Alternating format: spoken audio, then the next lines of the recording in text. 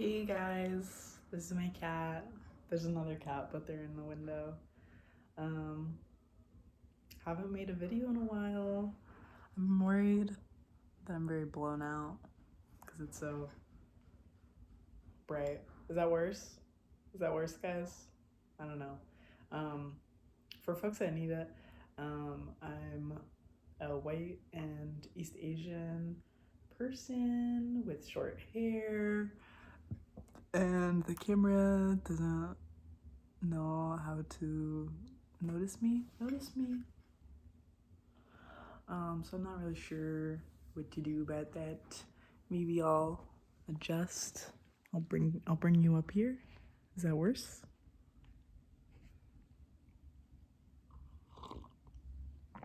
Let me know in the comments down below if it's worse.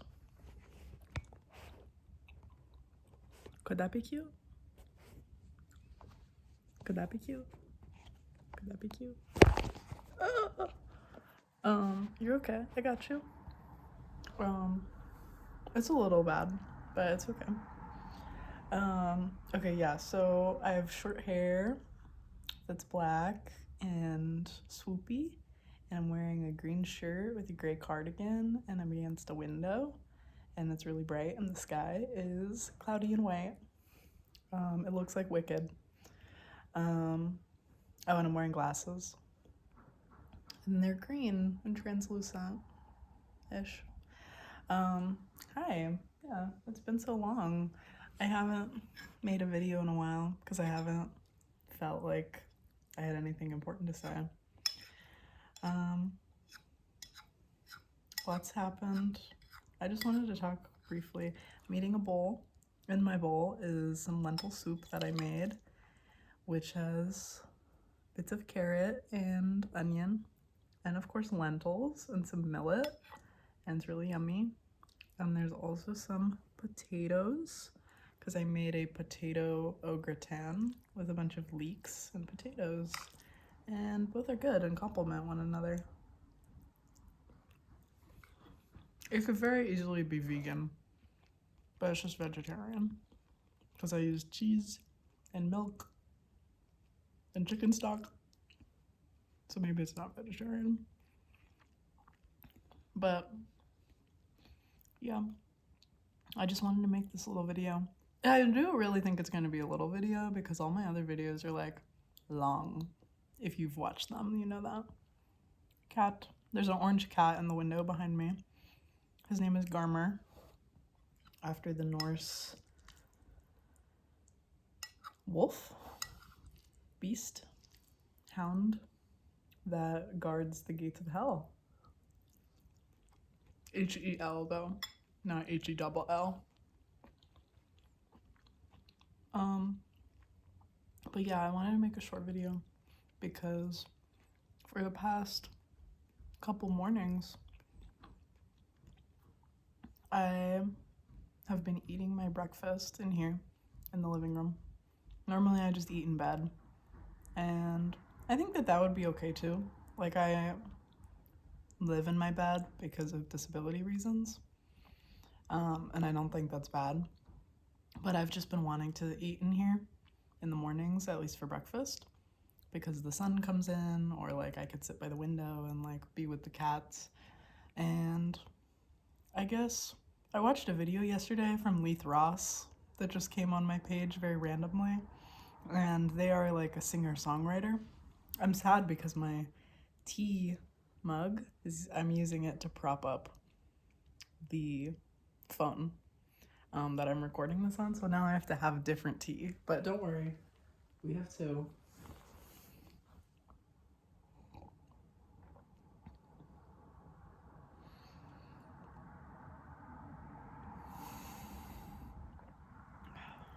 This tea is I'm trying to get all of my tea bags used. I know that they have microplastics, but I don't really care because everything has microplastics, and if I'm really going to be upset about it, it's out of my control. We already bought them. I'm gonna use them. It's not like I'm boiling water in it for 20 minutes. I'm just having my tea. It's a lemon, ginger, just herbal tea. I don't drink caffeine, so it's nice to have different teas. But I'm getting distracted. I watched Leith Ross's video, and they were talking. I like some of their songs. I've actually been listening to some this month because I've been going through some friend/romantic interest conflict, and their music feels very that sometimes. Because I think that they're like a queer white person who writes about being queer. I don't know if they identify as lesbian, but I discovered them when I thought that I was a lesbian. So it's cute. But I found their video where they were doing an update on their no screens year. It was like a 1 month update or something. Oh, also, I'm gonna be eating because it's my breakfast. So if food noises bother you, I'm not sorry, but I'm just giving you a heads up. And well, I think that there's a lot about doing a no screens year. I think part of it I resonated with because for the past week, I've been trying to be a lot more intentional about drinking like hot water and tea, like at least 3 times a day, and making tea. And I think that it's been helping my digestion because I have a lot of stomach issues. I think because of autism, and it's like a comorbidity of that. But of course, there needs to be way more research on that. So if any of you are little scientists out there, that would be a great thing to study. Because the autistic, neurodivergent bitches, we got tummy issues. Well, we got a lot of issues. We as a people, not just autistic folks. Like, I hope that the national strike that happened yesterday, Friday, January 30th, 2026, across Turtle Island, also known as the so-called United States, I hope that went well for everyone, and that you could participate in whatever way you are capable of, and sit in that discomfort, have some important conversations, avoid purchasing things, and that we continue to do that and put pressure. Because it's not just one day, it's every day. How are we living collective liberation? Not as a moment, but a movement. All the cute things. But yeah, it was just I felt seen by their video because I feel like, and also yesterday I had a class with my mentor, and we were talking about Salah, which is prayer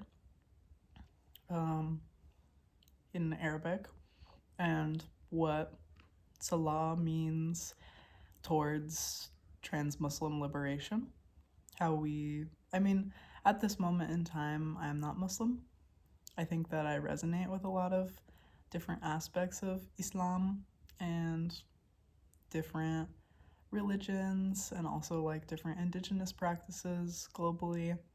So I'm just trying to learn and understand what can be helpful for me in my practice. And it was just really lovely to I think the biggest idea that stuck with me from talking about Salah, there's some noise in the background, so construction. Hope that those guys are doing okay today. I guess what stuck with me about Salah is that it is, of course, a one-on-one time to have a relationship with Allah and feel that intimacy and feel held. And at the same time, it is a way to deepen our somatic practices, work to rewire our brains with the example of like being uncomfortable. I think that these past mornings, sitting, not using my phone, not listening to music, just eating, saying itadakimasu before I eat and thinking about itadakimasu means I humbly receive in Japanese. And I've been trying to use it more as a practice when I eat food and just to give thanks, because it goes beyond like saying like blessings, or like when I grew up I said grace before meals, very as an obligatory compulsory thing that we had to do for family events, and I didn't like it because I'm like, I already had a bite of food and now you're saying I have to feel shame about that. And I didn't know why we were saying thank you to some guy who I had never met, God, like the Christian, he, him, white God that I was praying to with a big flowing beard, basically Santa. Um, I didn't get it. I didn't know why I needed to give appreciation to someone who I had never felt looked out for, and specifically for a meal. You know what I mean? I didn't understand where that was coming from, but I feel like with itadakimasu, saying I humbly receive, it acknowledges. Hey, Garm. Garm's walking around now, moving behind me on the chair. It acknowledges far-reaching interconnectedness and ecosystem, because it is fundamentally asking us to recognize the shared humanity of all things, beings that have led us to appreciate this food before us. So like, just for example, like these lentils were grown from seed. Every single one of them is a seed. Every single one of them is an ancestor. The milk and the cheese and the broth that I used also came from animals. Their life extends into the meal and their essence, just like there were potentially hundreds or even thousands of people who were probably black and brown women and migrants, whether in the so-called United States or globally, working in fields, in factories, on plantations that have harvested this food. And also at the same time, itadakimasu, besides the plant life, the human life, and the animal life that all went into the food, I think that it also honors spirit. So I think that it also gives grace to Allah, or whatever spiritual beings you consider like the universe. And also I think it's cute because I'm also saying thank you to myself, because or I'm saying like I have gratitude for like the person who prepared the food. In this case it was me, but in other times it could be a chef or a family member or a loved one or a stranger. And it's just a really beautiful practice. But with all of this, there is so much stillness and reflection and gratitude. And it was really humbling for my teacher to make the connection that in these moments, whether it's in Salah or it's in stillness or it's in yin yoga, which is a kind of Chinese yoga practice that takes from traditional Indian yoga, or like yoga found on the Indian subcontinent, and uses traditional Chinese theology and practices, that instead of being like active and very movement oriented, yin yoga is very still and very slow. And so you're holding poses informed by traditional yoga practices, like for anywhere from 3 to 20 minutes. And it's supposed to really get into the deep tissues and fascia that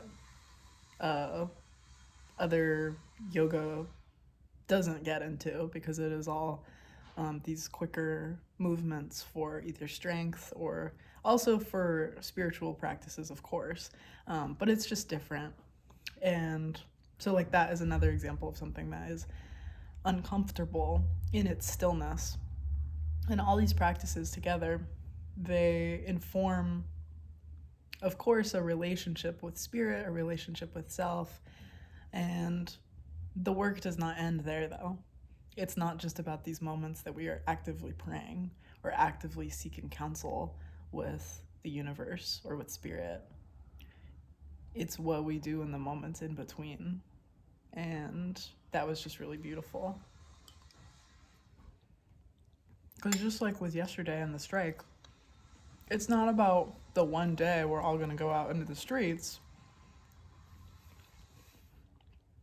Because honestly, when we talk about liberation, when we talk about revolution, in what world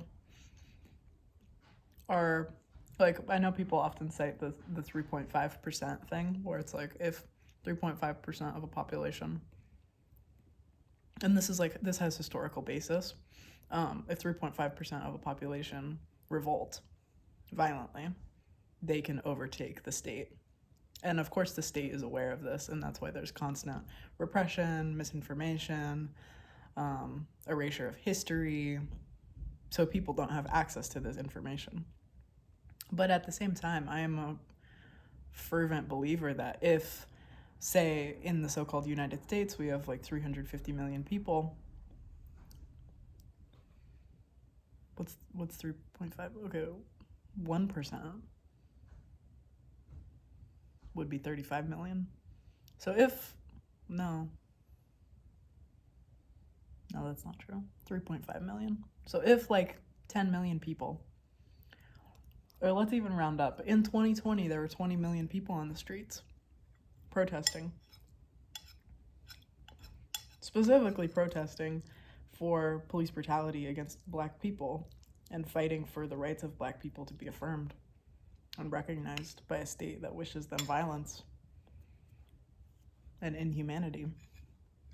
There were 20 million people on the streets, some to varying degrees. You know, there were people across cities fighting police, destroying property, doing quote-unquote violence. Also, you could call it direct action. Other people might call it terrorism. But what is terrorism in a culture that is violent, is causing terror to its own citizens, I ask. This is the other cat. Their name is Pryor. They're like a black cat, black tuxedo cat. Garm's just an orange cat. I don't know if I said that before. And of course, there were other people in 2020. I would probably say the vast majority of people who were peacefully protesting, as in doing demonstrations, which isn't ineffective, but it has to be strategic. Because with all of this though, 20 million people is almost 10% of the US population. It's much closer to 10% than it is closer to 3.5%. And yet, we didn't see a revolution. And I've been wondering, what does it mean to activate, to realize the systemic problems in our culture, and then say, I'm going to go out tomorrow and I'm going to protest? Because I think that's really beautiful. And I hope that that does happen for more people. But I think that again, though, that reaction is a conditioned response. Because we do not know how to sit in stillness. We do not know how to move through discomfort. And my mentor said something that I've been thinking about a lot just in the past few months and years. And I think that it really struck me because it made me reflect on my own comfortability. Because there is a tenet of white supremacy culture which is white supremacy culture is the culture that we live in. There's 16 tenets or traits of it. There's a really great document by Tema Okun. I apologize if I mispronounced her name. I've never heard it pronounced. And they are a scholar and they outline all of these different traits, and that includes like a sense of urgency, right to comfort, perfectionism, either or thinking. I honestly need to relook at the document because I haven't read it in full in probably a couple years. But it's basically always on my mind. It's a really foundational text. But right to comfort is obviously one of these traits.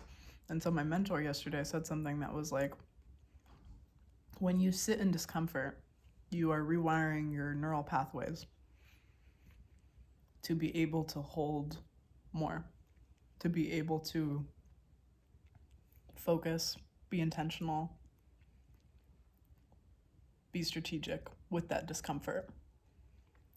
Because we are so primed for the right to comfort in our culture, in our white supremacist, capitalist, colonialist, ableist patriarchy. Wuskakap. We're so primed for it that as soon as we get uncomfortable, we feel a feeling we don't want to feel. We grab our phone, or we eat a certain kind of food, or we pick up our jewel, or we use whatever coping mechanism, whatever drug we can access. For some people, that could also be religion, or that could be also conspiratorial belief systems to center everything around them. And this is just, it's systemic, it's not individual. There's no shame there on an individual level. Of course, some people are going to react in oppressive ways and do harm because they can't do harm to themselves, do harm to others, and thus do harm to ecosystem because they are not fulfilling their role. Whether that just means they're isolating themselves and self-harming, they are still hurting other people because they are not able to actualize and take on the responsibility of collective liberation. And we honor that. If you feel that way, that's okay. I feel that way, and I'm still figuring that out. But just her saying like that then once you get to this place where discomfort becomes normal, you go into a space where people are comfortable. You know, they like their 9-to-5 job. They like their life. They don't think that anything is wrong in our culture, in our world. And they're unquestioning in that belief. And you go into that comfortable space and you're going to feel really weird because maybe that was a space you could be in before, or that was a relationship you can be in before. And then you show up as yourself, actualized and ready to hold real shit. And then you're like, wow, you are actually maintaining the status quo, whether it's a person or a belief system or an organization or a community. And I definitely, I think that when we are activated and we're like, oh shit, there's some problems in this world, and then we immediately jump into, I need to go get in the streets and hold a sign that says no justice, no peace. I'm like, yes, cute. And what are you gonna do tomorrow? And what are you gonna do if someone next to you in the protest gets arrested? Are you gonna de-arrest them? Do you know how to do that? Are you trained to do that? What happens if you get disabled? Are you gonna give up? So the big question is, what kinds of infrastructure are we building to keep doing this work? Because it's not gonna end when I die. It's not gonna end when you die. It's not gonna end when my mentor dies. It's actually never going to end, even when we create that liberated world as a collectivist, you know, disability justice, queer and trans, Muslim, the most marginalized, creating this liberated world, there's still going to be harm. There's going to be pockets of people who don't want to change their way of life and want to go back. There's going to be abusers, and there's going to be a lot of trauma that we're going to have to work through, of people we love dying, getting sick. The earth is going to have so much to recover from the wars that we are currently living through in Sudan, in Gaza, in Congo, in Rohingya. All over the world, there are wars. There are still so much nuclear waste that have been dumped on the Diné or Navajo people, on the Vietnamese people with Agent Orange, and literally billions of pounds of bombs dropped on Southeast Asia. Actually, I think it's even in the trillions of pounds of bombs that the US dropped on like Cambodia and Laos and Vietnam. The earth is going to have to hold so much while we hold her. And I think that all of this is work that we have to do on an individual level. Even though we're not individuals, like, let's be real. You're not you because you were just birthed from yourself. You came from people. You came from someone with a womb, someone with a sperm, families, both blood and chosen.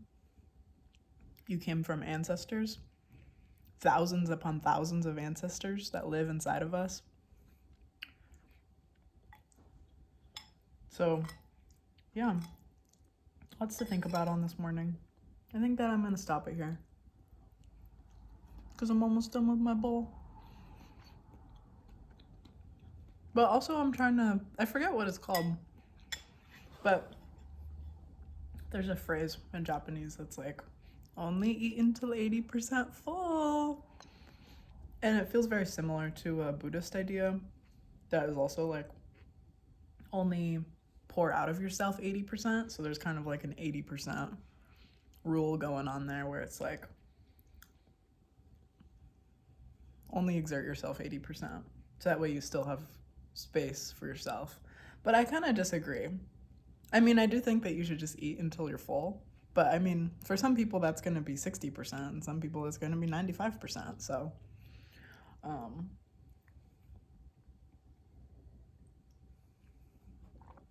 but I guess, yeah, the last thing I was just going to say was, we're all working on building our capacity every day. And it's up to us to decide what practices we're going to do to build that capacity. Because for a lot of us, our cups are full. We hear stories from our friends, our loved ones. We hear stories from the news, from strangers around the world. We see them on our social media. We're living paycheck to paycheck. We're sick and we're tired.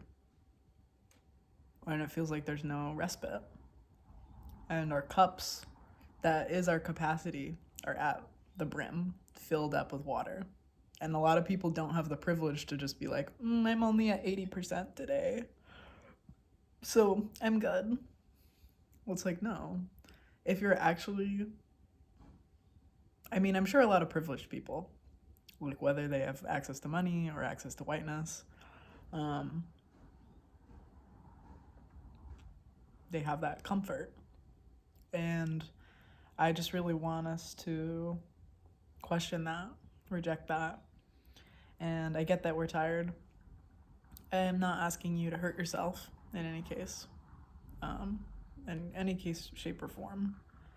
So I hope that you can actually be kinder to yourself, say kind things, journal kind things, sing to yourself, create art, stretch, move, breathe.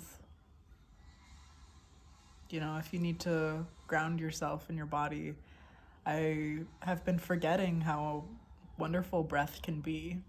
Just breathing in through my nose and out through my mouth and gently elongating my breaths, feeling my whole lungs fill up, and then pushing all the air out and really trying to elongate my exhales even longer than my inhales, or even taking a pause of breathing, holding, releasing, holding. I don't know. It's been nice to learn how to breathe because no one ever taught me. And someone probably didn't teach you unless you grew up with specific, like culturally informed and somatic practices. So yeah, I hope that this can be a time of reflection and discovery as we're in the winter. And if you have any, I don't know, special announcements, feel free to drop them in the comments and maybe I'll see them. Yeah, I really appreciate you guys. I hope that you're doing okay, whatever that means. I don't know what okay means anymore. Inshallah, you are able to work through the day, and inshallah, we take our next breath. Okay, I love you guys. Bye.